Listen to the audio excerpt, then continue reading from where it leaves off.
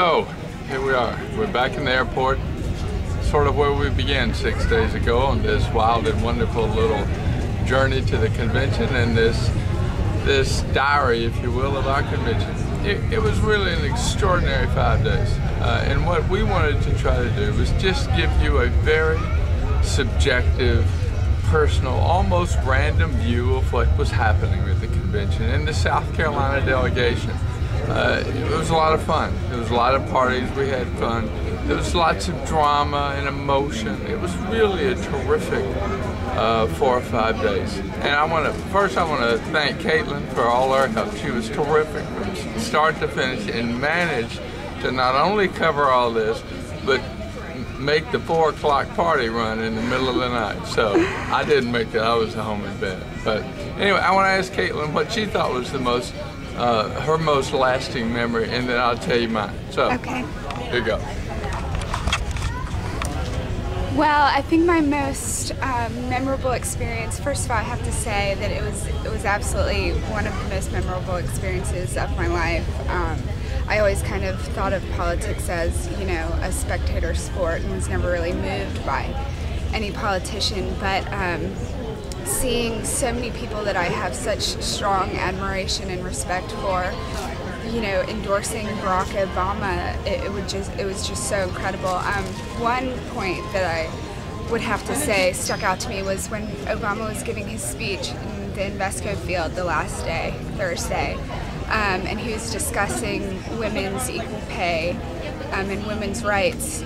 As he was speaking, I saw, you know, an older black man in front of me just start clapping and standing up, and I realized that, you know, we're in this together. It's bigger than yourself and your own interests. It's what's right. And so I think that's what moved me the most about the Democratic National Convention. Good. I think in many ways, my most memorable moment was the taxi driver when we rode back to the airport. Despite all the hoopla and the speeches, we rode back from our hotel to the airport. And our taxi driver was this sort of 35, 40-year-old Jewish guy, very proud of being Jewish. But unlike most Jewish folks, he was a very, very conservative Republican. He didn't like John McCain because he thought he was too liberal.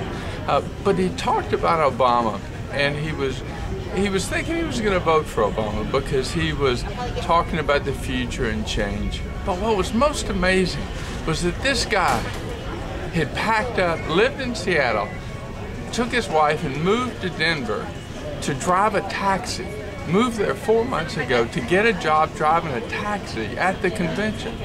And I said, "Why? You're a Republican. Why would you come to Denver to drive a taxi?" He said, "This is history, and I wanted to be a part of it, even in my own little way." And I think that's what this was all about. This was about history. I've been to 8 Democratic conventions, and they're all fun.